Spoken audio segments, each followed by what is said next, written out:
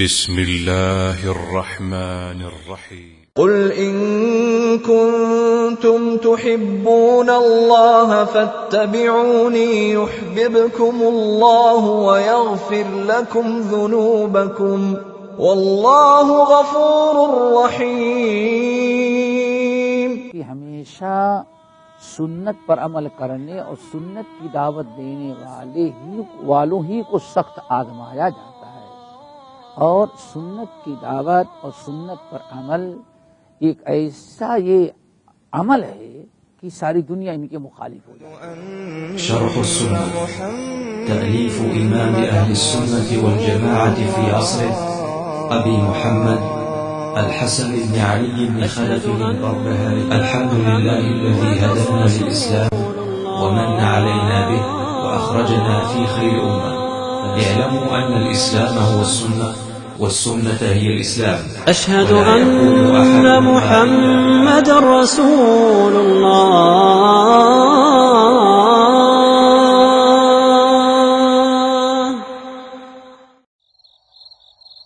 بسم الله الرحمن الرحيم. إن الحمد لله نحمده ونستعينه ونستغفره ونعوذ بالله من شرور أنفسنا ومن سيئات أعمالنا. من يهده الله فلا مضل له ومن يضلله فلا هادي له وأشهد أن لا إله إلا الله وأشهد أن محمدا عبده ورسوله. يا أيها الذين آمنوا اتقوا الله حق تقاته ولا تموتن إلا وأنتم مسلمون. يا أيها الناس اتقوا ربكم الذي خلقكم من نفس واحدة وخلق منها زوجها وبث منهما رجالا كثيرا ونساء واتقوا الله الذي تساءلون به والأرحام إن الله كان عليكم رقيبا. يا أيها الذين آمنوا اتقوا الله وقولوا قولا سديدا يصلح لكم أعمالكم ويغفر لكم ذنوبكم ومن يطع الله ورسوله فقد فاز فوزا عظيما.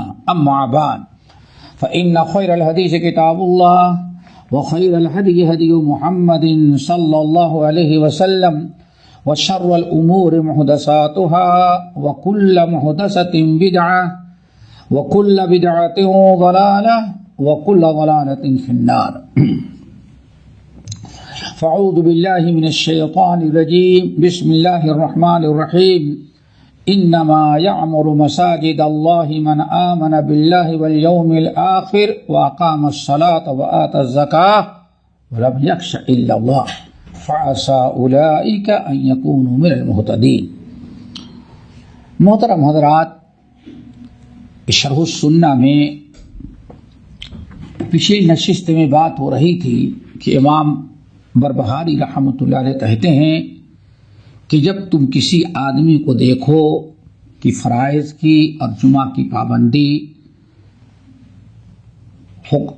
سلطان حاکم وقت اور اس کے نائبین اس کے مقرر کردہ ائمہ کے پیچھے باجماعت نماز مسجد میں پڑھ رہا ہے تو سمجھ جاؤ کہ وہ صاحب سنہ ہے، وہ انسان مسلک سلف پر ہے، منہج سلف پر ہے، صحیح العقیدہ ہے. گرچہ اس کو لوگ کتنا ہی غلط کہیں، لیکن وَإِذَا رَأَيْتَ الرَّجُلَ، جب کسی آدمی کو دیکھو کہ باجماعت مسجد میں نماز پڑھنے سے فرائض ادا نماز پڑھنے سے کتراتا ہے، ہیلے بہانے کرتا ہے، ٹال مٹول کرتا ہے، تو گرچہ وہ بادشاہ کے ساتھ ہی ہو، یاد رکھنا انہو صاحب ہوا، وہ بدعتی ہے، وہ انسان کسی بدعتی فرقے سے تعلق رکھتا ہے. دیکھیے، آج ہم دیکھتے ہیں، تجربہ کرتے ہیں، اہل سنت والجماعت کا پہلے عقیدہ منہج سمجھیں. پہلی چیز یہ کہ باجماعت نماز پڑھنا ضروری ہے. اگر فتنے فساد کا زمانہ بھی ہو اور امام وقت نماز قائم کرتا ہے، پانچ وقتہ نماز کی پڑھتا ہے، اپنی کوتاہی بھی ہو لیکن پڑھنے والوں کو منع نہیں کرتا، باقاعدہ اس نے اپنے ملک میں نماز کا نظام جاری کر رکھا ہے اور نماز پڑھ رہے ہیں، منع نہیں کرتا، تو بہرحال ہمیں اس کی اطاعت کرنی ضروری ہے.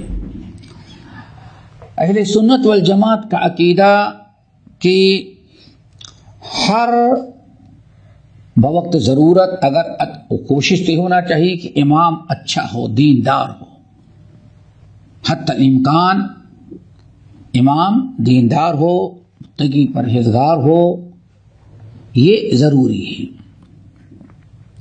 لیکن اگر فتنے کا دور ہو، امام دیندار نہیں، نماز بھی پڑھاتا ہے، فسق و فجور کے اندر بھی مبتلا ہے، کچھ برائیاں بھی کرتا ہے، بہرحال تو ایسی صورت میں فاسق فاجر اگر امامت کر رہا ہے تو بھی ہمیں اس جماعت میں شامل ہونا ضروری ہے، اس کے پیچھے ہماری نماز ہو جائے گی، باجماعت نماز پڑھنے کی کوشش ہونی چاہیے. ہم نماز نہیں چھوڑیں گے. عثمان بن عفان رضی اللہ تعالیٰ عنہ وغیرہ کا قول صلو خلف کل فاسق و فاجرین، ہر فاسق فاجر کے پیچھے تم نماز ادا کرو. یہ اہل سنت والجماعت کا عقیدہ ہے. اسی لیے حجاج ابن یوسف جیسے مجرم گنہگار کے پیچھے بھی تقریباً 9-10 صحابہ کرام کے بارے میں آتا زندہ تھے، وہ اس کے پیچھے نماز پڑھتے تھے، کبھی الگ جماعت نہیں کی، اس کے پیچھے نماز پڑھتے، حالانکہ اتنا گنہگار، اتنا بڑا مجرم تھا، اس کے پیچھے بھی نماز پڑھی ہے. مسجد نبوی میں کبھی کسی نے الگ امامت نہیں کی، اسی کے پیچھے.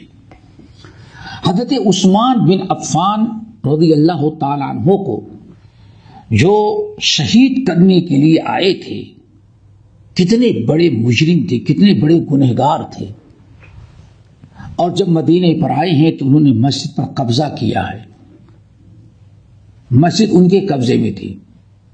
بڑے بڑے صحابہ کرام تھے، کسی کو امامت کرنے کی اجازت نہیں، آئے اور مسجد نبوی پر قبضہ، اذان، اقامت، نماز سب ان کے قبضے میں تھی. عثمان بن عفان رضی اللہ تعالیٰ عنہ سے پوچھا گیا کہ حضرت یہ اتنے فاسق فاجر بے ایمان لوگ ہیں، مسجد پر قبضہ کیے ہیں، تو کیا ایسے لوگوں کے پیچھے ہم لوگ کیا کریں؟ تو عثمان بن عفان نے کہا کہ نہیں، سلو، ان کے پیچھے نماز پڑھ لو، تمہاری نماز ہو جائے. کتنے بھی فاسق فاجر ہیں، اگر مسجد نبوی پر انہی کا قبضہ ہے اور کسی کو امامت کا چانس نہیں دے رہے ہیں تو اسی کے پیچھے نماز پڑھو، نماز تمہاری ہو جائے گی. اور واقعی تمام صحابہ کرام انہی کے پیچھے نماز پڑھی. جب لوگوں نے کہا امیر المومنین وہ تو ایسا آپ کو قتل کرنے کے لیے آئے ہیں، کہا دیکھو نماز پڑھ رہے ہیں، اچھا کام کر رہے ہیں، تم ان کے ساتھ پڑھ لو، ہمیں قتل کرنے کے لیے آئے تو قتل میں تم شامل نہیں ہونا. یہ کہہ کر کے عثمان بن عفان نے فتویٰ دیا. تو یاد رکھنا، جب تک انسان، یہ نقطہ یاد رکھنا اہل سنت والجماعت کا، جب تک انسان کلمہ گو ہے، ایمان کے دائرے، اسلام کے دائرے میں ہے، جب تک ان آدمی یا مسجد کا امام، جب تک وہ ایمان کے دائرے میں ہے، اسلام کے دائرے میں ہے، کفر اور شرک کر کے مرتد نہیں ہوا ہے، اسلام کے دائرے میں ہے، تو ہزار برائیاں بھی کر رہا ہے، تو اہل علم سلف کہتے تھے کہ اس کے پیچھے ہم نماز پڑھ لیں گے، الگ جماعت نہیں بنائیں گے. الگ جماعت بنانے سے امت میں تفرقہ ہوگا، اختلاف ہوگا، مزید لڑائی ہوگی، اسی کے پیچھے نماز پڑھ لیں گے. الگ جماعت نہیں بنائیں گے، چونکہ وہ اسلام سے خارج نہیں ہوا، اسلام کے دائرے میں ہے، تو اس کے پیچھے ہماری نماز ہو جائے گی۔ امام بخاری رحمۃ اللہ علیہ اس لیے صحیح بخاری کے اندر ایک باب قائم کرتے ہیں باب الامامہ میں، اور کہتے ہیں ہر مبتدع اور ہر فاسق کے پیچھے تمہاری نماز ہو جائے گی۔ وقال الحسن البصری، پھر امام حسن بصری کا قول نقل کرتے ہیں کہ ایک بدعتی کے پیچھے نماز پڑھ لو، تمہاری نماز تمہارے لیے، اس کی بدعت اس کے لیے۔ یعنی بدعت سے مراد بدعتیں دو قسم کے ہوتے ہیں، بدعت مفسقہ اور بدعت مکفرہ۔ اگر ایسی بدعت کر رہا ہے جس بدعت کی وجہ سے انسان اسلام سے خارج ہو گیا ہے، اسلام سے اس کا کوئی تعلق باقی نہیں ہے، اس کو بدعت مکفرہ کہتے ہیں۔ اگر انسان بدعت مکفرہ کا مرتکب ہے تو اس کے پیچھے نماز نہیں پڑھیں گے، کیونکہ مسلمان ہے ہی نہیں۔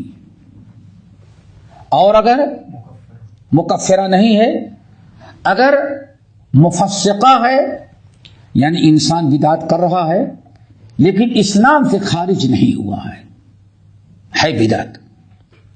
لو مثال کے طور پر جی اسلام سے خارج وہی شرک اکبر۔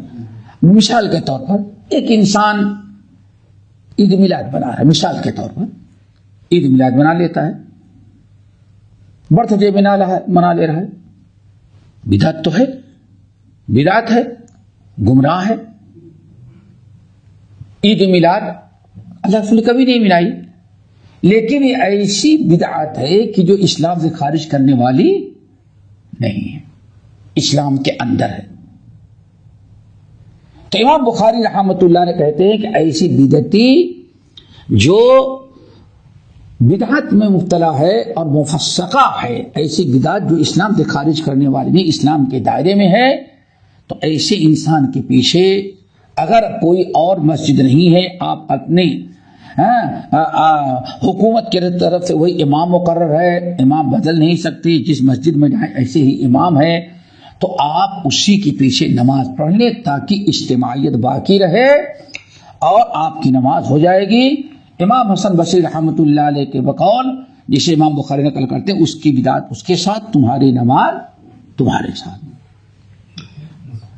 مفسقہ فسق یہاں ایک چیز اور بتائیں آپ کو کہ اگر ایک انسان ہے سنت کا انکار نہیں کرتا، لیکن سنت کیا ہے، وہ سنت ترک کر دے رہا ہے، نماز کے اندر مثلا نماز کے اندر سنت ترک کر دیتا ہے، سنت کا مخالف ہے، آیا ایسے انسان کے پیچھے بہت سارے لوگ کہتے ہیں نماز نہیں، لیکن سلف کہتے ہیں اس کے پیچھے نماز پڑھیں گے، نماز پڑھیں گے۔ اگر حکومت کی طرف سے وہی آدمی مقرر ہے جو سنت کی مخالفت بھی کرتا ہے، انکار نہیں کرتا لیکن سنت کے خلاف عمل کر رہا ہے، ہو سکتا ہے نماز کے بعد اعمال سنت کے خلاف کر رہا ہو، تو ایسے انسان کے پیچھے ہم نماز پڑھیں گے۔ حضرت عبداللہ بن مسعود رضی اللہ تعالی عنہ سے پوچھا گیا کہ مینا کے اندر ایام حج میں 4 رکعت نماز پڑھی جائے گی کہ 2 رکعت نماز پڑھی جائے گی؟ کچھ لوگ آئے، عبداللہ بن مسعود رضی اللہ تعالیٰ عنہ سے سوال کیا کہ نماز پڑھی جائے گی، 4 رکعت پڑھنی چاہیے یا کہ قصر ہوگی یہ پوری نماز؟ تو حضرت عبداللہ بن مسعود رضی اللہ تعالیٰ نے کہا کہ یہ 4 رکعت پڑھنا خلاف سنہ ہے، سنت کتنی ہے؟ 2 رکعت ہے۔ سوال کرنے والوں نے سوال کیا اور بات ختم ہو گئی۔ عثمان بن عفان رضی اللہ تعالیٰ عنہ 4 رکعت پڑھاتے تھے، کتنی؟ 4 रकात मिना के मैदान में अय्याम हज में 4 रकात पढ़ाते थे। नबी अलैहिस्सलाम ने 2 रकात पढ़ी थी। अब्दुल्लाह बिन मसूद रज़ी अल्लाह तआला अन्हु से जब पूछा गया कि कैसे पढ़ें, तो कहा कि सुन्नत है। अल्लाह के रसूल ने 2 ही रकात पढ़ी, अबू बकर ने वही पढ़ी, 2 ही पढ़ी, हमारे भाई उमर ने 2 ही पढ़ी। 2 रकात सुन्नत है, 4 रकात खिलाफ है सुन्ना है। मसला बता दिया। थोड़ी देर के बाद अजान हुई, इकामत कही गई, तो अब्दुल्लाह बिन मसूद 4 रकात नमाज पढ़ने के लिए वो भी जमात में शामिल हो गए। अब वो लोग जो पूछे थे कहा खिलाफ सुन्ना है, तो पकड़ लिया अब्दुल्लाह बिन मसूद। आपने कहा खिलाफ सुन्नत, आपने क्यों पढ़ा? कहा अल्लाह अकबर, कितनी प्यारी बात। देखो ये 4 रकात खिलाफ सुन्ना है, लेकिन वल खिलाफ शर, अगर मैं अभी 4 रकात इनके पीछे ना पढ़ता है तो सुन्नत, 4 रकात पढ़ना खिलाफ सुन्ना है, सुन्नत 2 ही रकात है। अगर अब ये 4 रकात पढ़ा रहे हैं, एक जमात हो रही, मैं अगर 2 रकात पढ़ने के लिए नियत से इरादे से उस सुन्नत पर अमल करने के लिए अलग जमात बनाऊं तो ये क्या होगा, उम्मत में खिलाफ होगा। और इस सुन्नत के तर्क में उतना असर नहीं है जितना बड़ा असर किस में हो जाएगा, जमात में पढ़ना वो बड़ा असर होगा। फिर कितनी प्यारी बात कही, वो उमिरना अन नुअल्लिम अन्नास अस्सुनन। हाँ, इतना जरूर बता देंगे कि हम लोगों को अल्लाह के रसूल ने हुक्म दिया है, हमको यह हुक्म दिया गया हम लोगों को सुन्नत की तालीम दें। तुमने पूछा, हमने बताया, और जो पूछेंगे वो भी बताएंगे। लेकिन अगर ये इमाम पढ़ा रहा है, उस्मान बिन अफ़्फ़ान है उनका नायब, तो हम कितनी पढ़ेंगे, इन्हीं के पीछे पढ़ेंगे ताकि इज्तिमाइयत बरकरार रहे। ये चीज मैंने इसलिए बताया कि बसा औकात अगर कहीं इमाम नमाज पढ़ा रहा, रुकू सुजूद सारे आमाल कर रहा है, अगर कुछ उसके अंदर कमजोरियां हो या नमाज में रफ़ूल यदैन नहीं, सुन्नत के खिलाफ पढ़ा रहा है, हम सुन्नत के साथ पढ़ लें, हमारी नमाज हो जाएगी। जैसे अब्दुल्लाह बिन मसूद रज़ियल्लाहु ताला अन्हु, ये हो गई बात।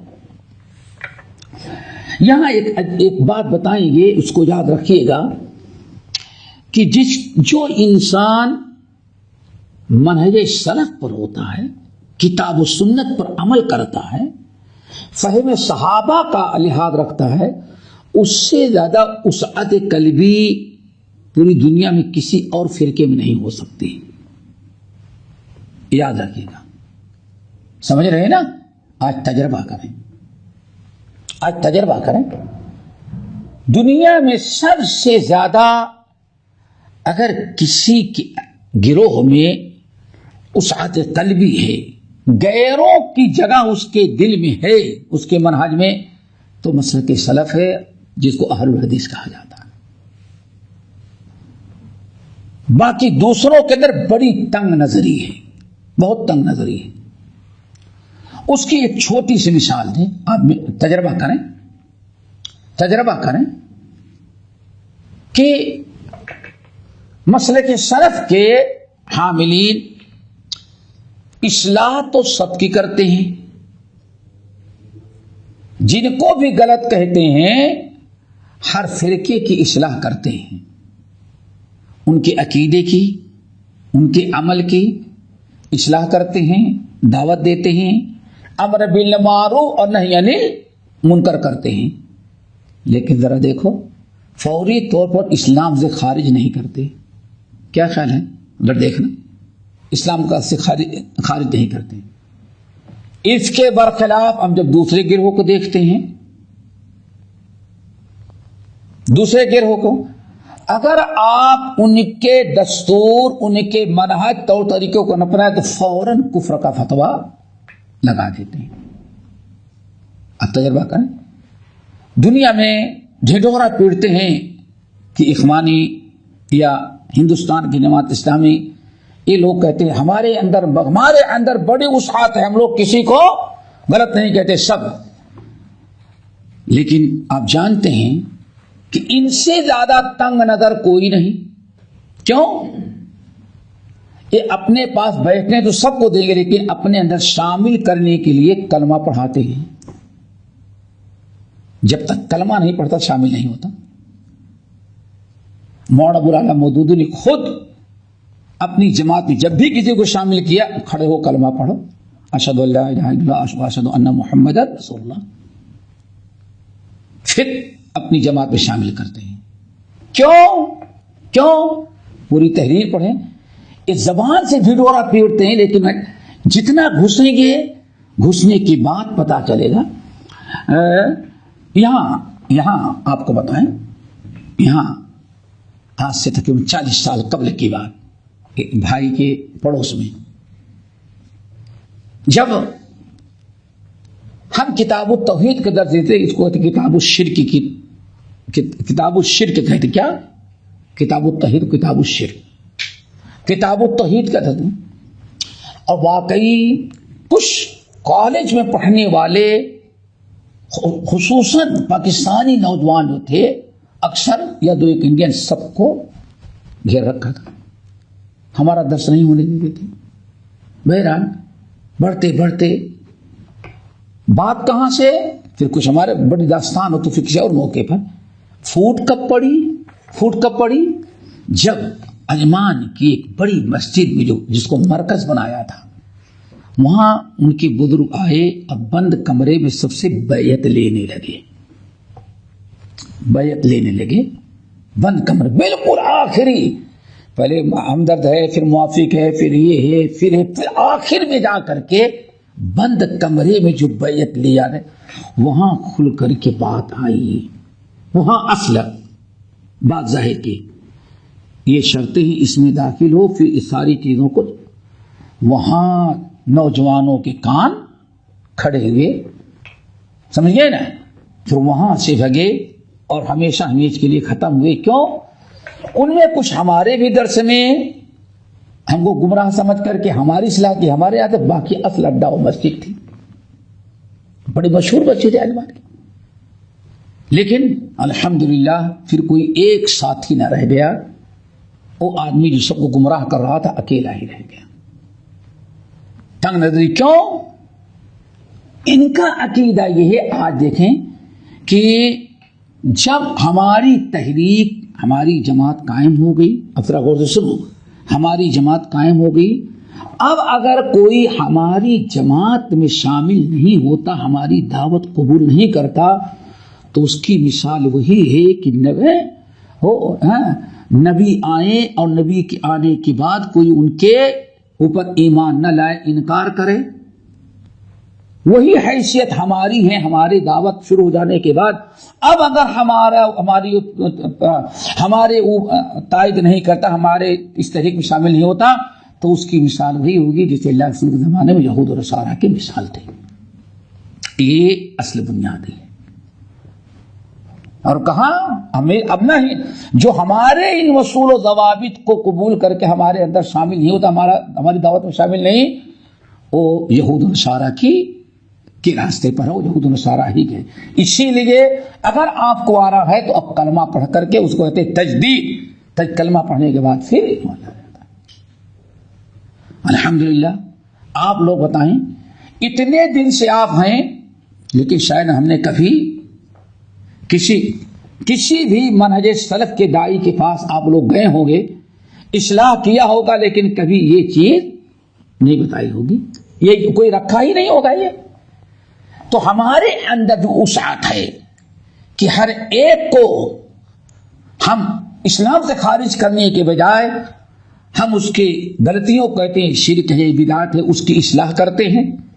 اگر اصلاح کر لیا تو ٹھیک ہے، ورنہ اس کے باوجود اس کو بیڑا ہوا مسلمان بھائی سمجھتے ہیں، ہمارے نہیں کہ اس کو اسلام سے خارج کر کے اس کو ہم کہتے ہیں۔ اسی لیے دوسری مثال، اچھی طرح دوسری مثال، آج دنیا کے اندر خصوصاً بر صغیر پاک و ہند میں آپ چلے جائیں، تجربہ کر لیں، آپ کسی جگہ منہج سلف کے پابند لوگوں کی مسجد میں جائیں، کبھی آپ کو کوئی رکاوٹ نہیں ڈالتے. آپ تجربہ کر لیں، تجربہ کریں، کبھی بھی رکاوٹ نہیں ڈالتے، بلکہ خوش ہوتے ہیں کہ چلو یہ غیر جماعت کا ہے، ہماری مسجد میں آنا شروع کیا ہے. کیا کبھی تجربہ کیا؟ کبھی نہیں. کوئی نہیں اٹھتے، خوش ہوتے ہیں، مرحبا کہتے ہیں، اپنا سمجھتے ہیں. اگر ہم اس کو غیر مسلم سمجھتے تو مسجد میں نہیں داخل ہونے تھے. بس ہم کو بدنام کیا جاتا ہے منہج سلف کے حاملوں کہ یہ لوگ کسی اپنے علاوہ کسی اور کو مسلمان، یہی ایک ہے، اپنے علاوہ کسی کو مسلمان سمجھتے ہی نہیں. اللہ اکبر. تم بھی آئے تھے ویسے یہ بھی آئے ہوں گے، ذرا بتاؤ کبھی ہم لوگوں کے اندر کوئی ایسی بات ملی ہوگی مسلمان نہیں سمجھتے؟ غلط کہنا، اصلاح کی نیت سے برائی بتانا، یہ ہمارا منہج ہے. سلف کا امر بالمعروف نہی عن المنکر. لیکن کسی کو ایسے کافر قرار دے دینا یہ ہمارے یہاں نہیں. ایک آپ دوسری مثال آپ دیکھیں، پورے بر صغیر میں چلے جائیں، میں نے کہا کسی بھی اہل حدیث مسجد میں، سلفی مسجد میں کسی کے آنے پر رکاوٹ نہیں ہے. ہر ایک کے لیے دروازہ کھلا ہے، بلکہ کوشش ہوتی ہے کہ دوسرے لوگ بھی ہماری مسجد میں آئیں. اس کے برخلاف آپ چلے جائیں، ایک گروہ ایسا ملے گا آپ کو بر صغیر میں کہ ان کی مسجد میں آپ جائیں اور پکڑ لیں تو ابھی 5,000 جرمانہ رکھا ہے. آپ ان کی مسجد میں نہیں، نو انٹری کا بورڈ لگتا ہے، اس مسجد میں فلاں فرقے کے لوگ آ جائیں تو ان کو مار کے بھگاؤ، اور اگر پکڑے گئے تو بسا اوقات مسجد کے جو سنداس اور حمام اس دھلواتے ہیں اور جرمانہ رکھ کر کے پھر اس کو چھوڑتے ہیں. یہ سزا ہے تنگ نظری کہ نہیں تنگ نظری؟ ذرا بتائیں، تنگ نظری.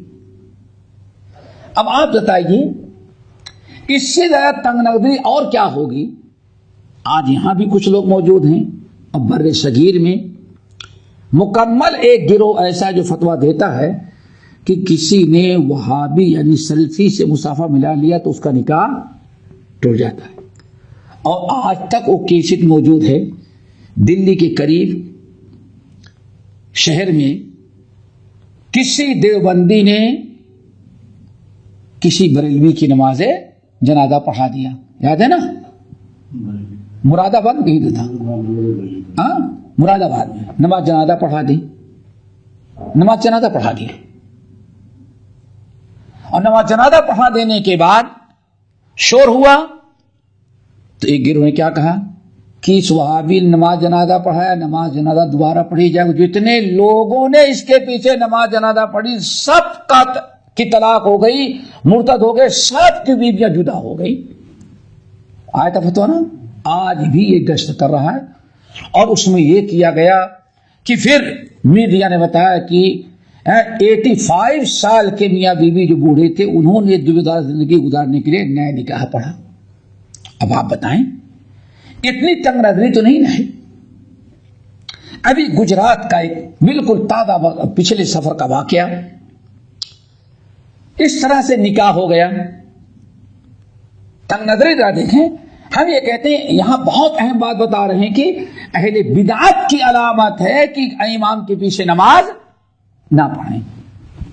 آج آپ بتائیے دنیا میں کہیں بھی آپ چلے جائیں آپ نماز پڑھ لیتے ہیں، لیکن آج کتنے لوگ حج کرنے کے لیے آتے ہیں تو ان کو تعلیم دی جاتی ہے کہ دیکھو حج کرنے کے لیے جا رہے ہو لیکن حرمین کا امام وہابی ہوتا ہے، اس کے پیچھے نماز نہیں ہوگی. اب آپ بتائیں تنگ نظری جو جتنا زیادہ بدعت میں مبتلا ہوگا اتنا ہی زیادہ وہ تنگ نظر ہوگا، اور جو جتنا ہی زیادہ صحیح راستے پر ہوگا اتنا ہی زیادہ اس کے اندر وسعت قلبی ہوتی ہے. تو اسی لیے یہاں اب آپ بتائیے کہ مساجد میں الگ پابندی، کفر کا فتویٰ، اتنی بڑی چیز اور کیا ہوگی کہ بیوی کا نکاح ٹوٹ جائے، حرام ہو جائے، مسجد ناپاک ہو جائے. ہمیں اچھی طرح سے یاد ہے साउथ इंडिया में बड़े मशहूर शहर में एक बड़ा ग्राउंड था। हाँ, वहां प्रोग्राम परमिशन लिया, हमारा प्रोग्राम हो गया, जलसा हो गया, वहां हमारी तकरीर हो गई। सही है ना? बहुत बड़ा तारीखी, एक हैदराबाद दक्कन की बात बता रहा हूं, खिलवत ग्राउंड मशहूर है, खिलवत ग्राउंड, वहां प्रोग्राम हो गया हमारा। रबीउल अव्वल का महीना था, अब परमिशन था, हमने तकरीर कर ली। अब हमारे बाद ये फतवा दिया गया कि वहाबी ने यहां तकरीर की, पूरा ग्राउंड नापाक। अब ईद मिलाद का जलसा होने के पहले पहले उसको धुलना बे इंतहा। अब हमारे सामने हुआ, इतनी तंग नजरी, जो जितना ही ज्यादा बिदअत में होगा उतना ही ज्यादा उसके वो तंग नजर होता है, और जितना ज्यादा सिराते मुस्तकीम पर होगा उतना ही उसके अंदर उसाते कल्बी होती है। इसीलिए इतने दिन से आप जानते हैं, बड़ा से बड़ा गुमराह से गुमराह इंसान आए हमारी मजलिस में, हम उसको इस्लाह की तो कोशिश करेंगे, लेकिन काफिर दरा करार दे करके उसको मजलिस से कभी भगाते नहीं, और गारबन इसीलिए इस दावत के आम होने का। अब आइए, एक बहुत बड़ी जमात दूसरी है, बल्कि बड़े सगीर की सबसे बड़ी जमात, समझ जाए कौन सी जमात थी? बहुत बड़ी जमात, बहुत दिन को कहा जाए फरिश्ता कहा जाता है, कहते अंबिया का काम कर रहे हैं, कोई शक नहीं, लेकिन आपके साथ सारी हमदर्दी है जब तक आप उनको ये पता न हो कि हाँ आप उनके मुखालिफ हैं। आपसे सलाम मिलेंगे, मुस्कुराएंगे, सब कुछ करेंगे, लेकिन जिस दिन पता चल जाए कि आप उनकी ताईद नहीं, उनके मुखालिफ हैं, फिर आप उससे सलाम कलाम सब बंद हो, तजर्बा कर लें, सब परगुजरा होगा, और आज भी कर लें। अब आप जरा सोचें, उनकी तंग नजरी देखें। अभी 2 साल कबल हिंदुस्तान के बड़े एयरपोर्ट पर हम बैठे थे, कलकत्ता की फ्लाइट थी, फजर का वक्त हो गया, अजान का वक्त हो गया था। मुसल्ला जो होता है इंडिया के हर एयरपोर्ट पर प्रेयर रूम का इंतजाम होता है, खास बड़े, तो वहां गए तो माशाल्लाह सब पगड़ी बांधे हुए, लंबी दाढ़ी वाले हैं सब, अल्हम्दुलिल्लाह। अजान का वक्त हुआ, अजान दी। चूंकि फ्लाइट हमारी जल्दी थी तो मैंने कहा आए नमाज पढ़ाएं, सब लोग नहीं आप पढ़ाएं, मैं नमाज पढ़ाने लगा। नहीं देखो कैसे, मैं नमाज पढ़ाने लगा, एक आदमी और आया, वो भी खड़ा हो गया, पूरी शब लग गई। नमाज में जैसे मैं आमीन बोला तो उनके अमीर, उनकी बड़ी जो सब नियत तोड़ तोड़ करके दीवार जा टीका लगा करके बैठ गए। सोचो जरा सा, अंबिया का काम कर रहे हैं, नबी का काम कर रहे हैं, अरे फरिश्ते सारी झूठी करामतों से इतने बड़े, लेकिन तंग नजरी इतनी। जब अकीदा ही नहीं दुरुस्त है तो क्या काम करेगा वो? और थे अमीर ही वो, सबको लेके बैठ गए। सलाम फेरा तो देखा बस वही एक शख्स उनका भूल से खड़ा हो गया था, और जो फ्लाइट में जा हुआ था। मैंने कहा नमाज तो नहीं पढ़े आप लोग? नहीं आप पढ़े, हमारा वक्त नहीं हुआ। थोड़ा सोचें, नियत बात करके तो दिया सिलसिला पर कि आमिर रफुल वाला है, और हमारे यहां नमाज इसके पीछे नहीं होगी। बस सोचें, ये तंग।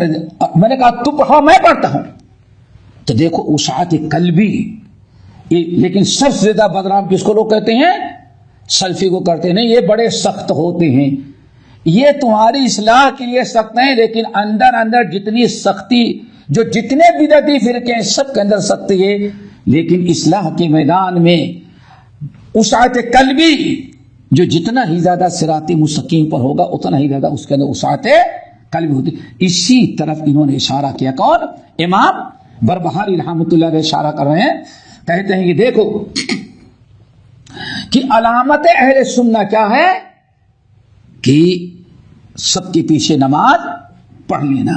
तब बशर्ते कि मुसलमान हो, फासिक हो, फाजिर हो, اگر اس کو پاور حاصل ہے، اس سے اختلاف کرنے میں امت میں فوٹ، تفرقہ، فساد پیدا ہوتا ہے، تو وہ کیسا بھی ہو بشرطے کی اسلام کے اندر ہو، کتنے بھی جرائم کرتا ہو، اگر اسلام کے اندر ہے، اسلام سے خارج نہیں ہے، تو اس کے پیچھے نماز پڑھیں گے اور اس سے علیحدگی اختیار نہیں کریں گے۔ لیکن اہل بدعہ جو ہوں گے، مثلا چھوٹی سی مثال، خوارج، سب سے پہلا فرقہ کون؟ خوارج کا۔ اب خوارج کبھی ہمارے پیچھے، صحابہ کے پیچھے بھی نماز نہیں پڑھے۔ کیوں؟ خوارج کے نگاہ میں جو ان کے ساتھ نہ ہو، کیا مرتد اور کافر ہے۔ خوارج کسی پیچھے نماز نہیں پڑھتے نا، ان کے ہاں تو گناہ کبیرہ کا بھی مرتکب کیا ہوتا ہے، وہ اسلام سے خارج، کافر ہو گیا، مرتد ہو گیا۔ اسی لیے حضرت علی کو بھی کافر کہا، حضرت عائشہ کو بھی کافر کہا، امیر معاویہ کو بھی کافر کہا۔ ان کی اس بدعت نے انہیں یہ سکھایا کہ ہاں یہ سب کافر ہیں، خوارج نے۔ اس لیے کہتے ہیں ان کے سلطان کے پیچھے نماز نہ پڑھنا ایک اس کی علامت ہے خوارج کی۔ ہو سکتا ہے، آگے کہتے ہیں، ہو سکتا ہے کوئی چھپا ہوا خارجی بادشاہ کا باڈی گارڈ یا اس کا کلرک ہو، ساتھ دیکھ بھی لو اس کو، لیکن اگر ساتھ نماز نہیں پڑھنا، سمجھنا کہ ہے تو بادشاہ کا لیکن ہے بدعتی۔ اہل سنت سے وہ دیکھو کہتے ہیں نا، وَإِنْ كَانَ مَعَ السُّلْطَانِ، اگر وہ بادشاہ کے ساتھ بھی ہے، باڈی گارڈ کے طور پر،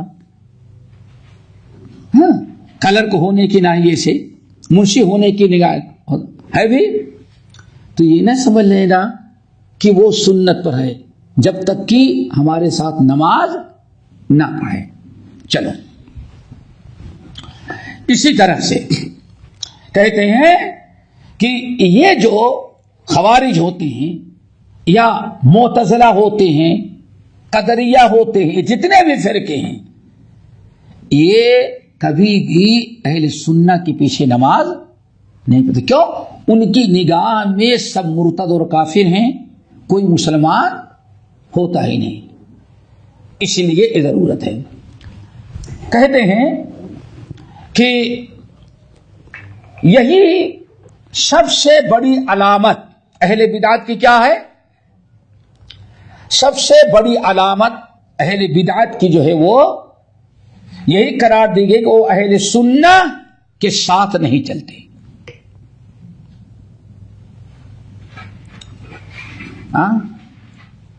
سب سے بڑی علامت کیا ہے؟ کہ وہ اہل سنت کا ساتھ نہیں دیتے، وہ اہل سنت کے ساتھ نہیں چلتے، سب سے بڑی علامتیں ہیں۔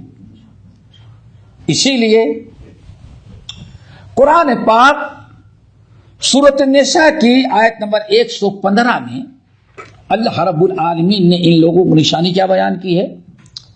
گمراہ لوگوں کی، وَمَن يُشَاقِقِ الرَّسُولَ مِن بَعْدِ مَا تَبَيَّنَ لَهُ الْهُدَى وَيَتَّبِعْ غَيْرَ سَبِيلِ الْمُؤْمِنِينَ نُوَلِّهِ مَا تَوَلَّى وَنُصْلِهِ جَهَنَّمَ وَسَاءَتْ مَصِيرًا۔ آپ ذرا غور کریں، اور بڑی اہم آیت ہے دوستو، یہ سمجھیں، بڑی آیت نمبر 115، سورۃ النساء آیت نمبر 115، وَمَن يُشَاقِقِ الرَّسُولَ مِن بَعْدِ مَا تَبَيَّنَ لَهُ الْهُدَى وَيَتَّبِعْ غَيْرَ سَبِيلِ الْمُؤْمِنِينَ نُوَلِّهِ مَا تَوَلَّى وَنُصْلِهِ جَهَنَّمَ وَسَاءَتْ مَصِيرًا۔ وَمَن يُشَاقِقِ الرَّسُولَ، جس نے رسول کی مخالفت کی، کب؟ من بعد ما تبین لہ الہدی، ہدایت واضح ہو جانے کے بعد، ہدایت واضح ہو گئی، حق کھل کر کے آ گیا، قد تبین الرشد من الغی کے مصداق ہے، لیکن انسان ابھی بھی ہدایت آ جانے کے بعد بھی اللہ کے رسول کی نافرمانی کرتا ہے. وَيَتَّبِعْ غَيْرَ سَبِيلِ الْمُؤْمِنِينَ، اور سبیل المومنین کے علاوہ دوسرے راستے پر چلتا ہے. وہ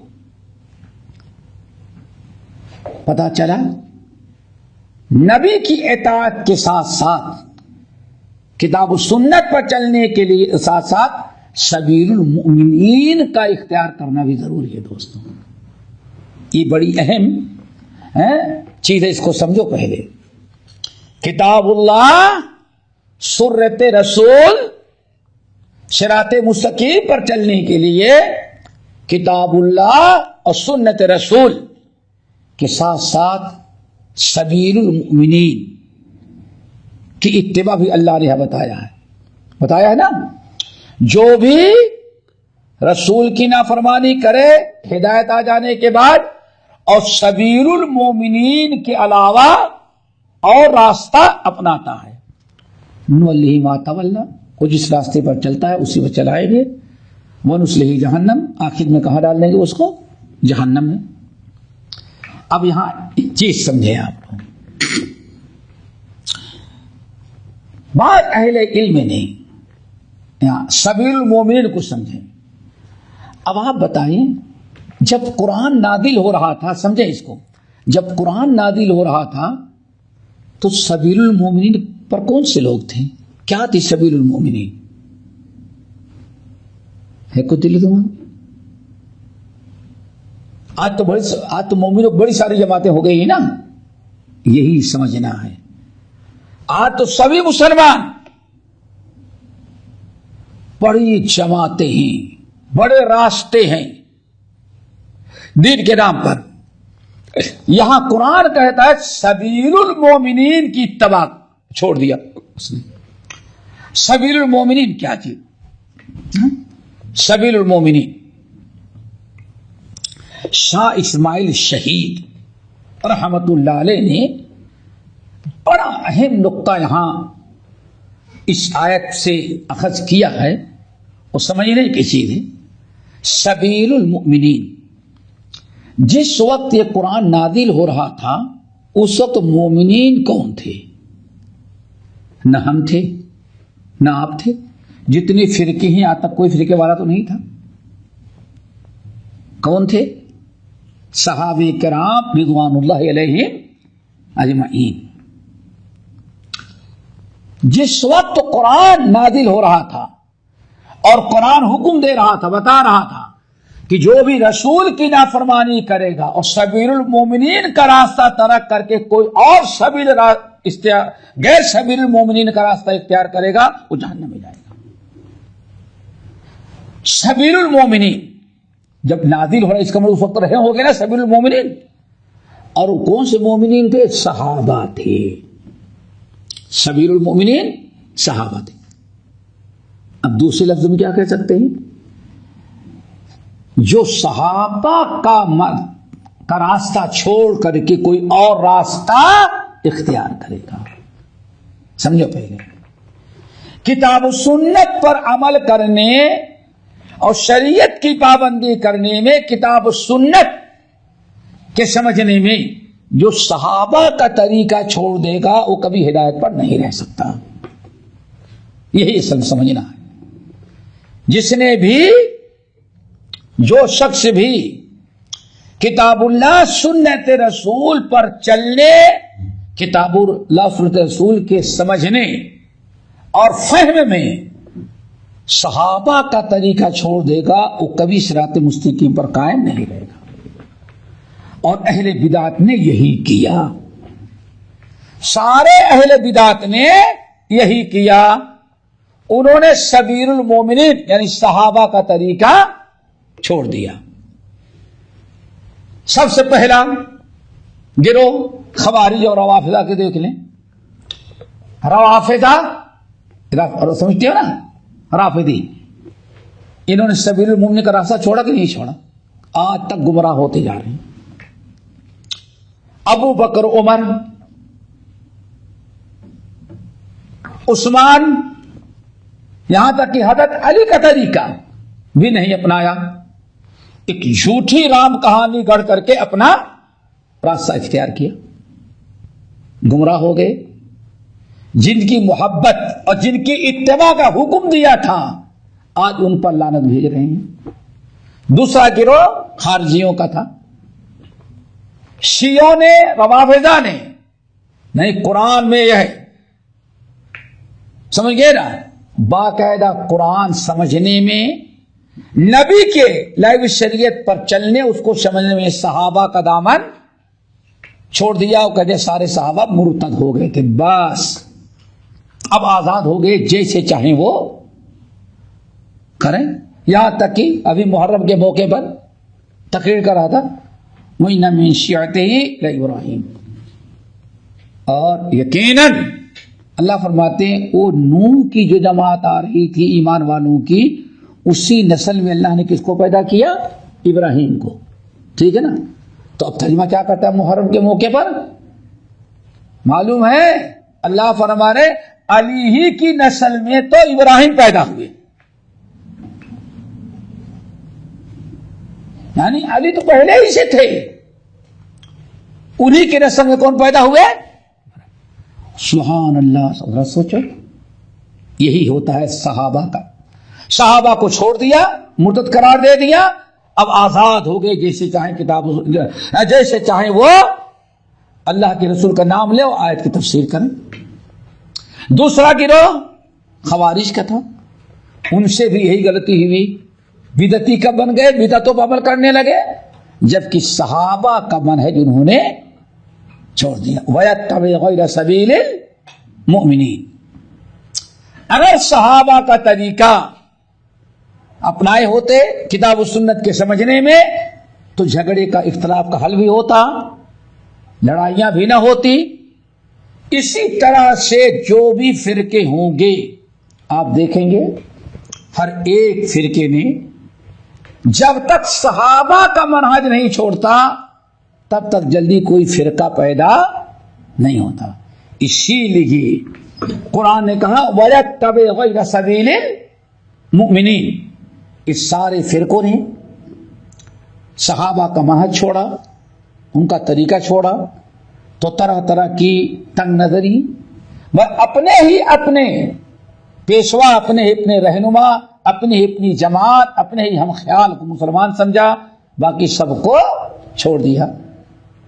اور نام لیتے ہیں لیکن بہرحال عملی طور پر بہت مشکل ہوتا ہے. تو یہی سمجھا رہے تھے کون؟ امام بربہاری. متن میں ذرا دیکھو، جب دیکھو کہ آدمی فرائض کی پابندی جماعت میں سلطان کے ساتھ اور امام کے ساتھ مسجد میں پڑھ رہا ہے، فعلم تو سمجھ جاؤ کہ کیا ہے، صاحب سننا ہے. یہی مطلب میں ہے نا، صاحب سننا ہے. اور جب دیکھو کوئی آدمی فرائض کی پابندی کرنے سے کترا رہا ہے، ٹال مٹول کر رہا ہے جماعت میں، تو گرچہ بادشاہ کے ساتھ ہی ہو، سمجھ جاؤ این صاحب ہوا، وہ کسی نہ کسی بدعتی گروہ کا آدمی ہے. چونکہ اہل بدعت سب سے پہلے کسی کے پیچھے نماز پڑھنے سے الگ ہوتے ہیں.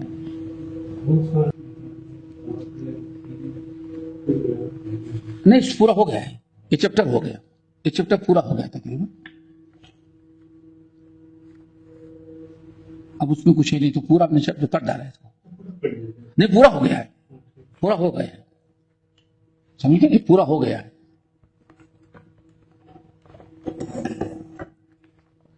یہ چیپٹر پورا ہو گیا ہے، اس کو محفوظ رکھیں،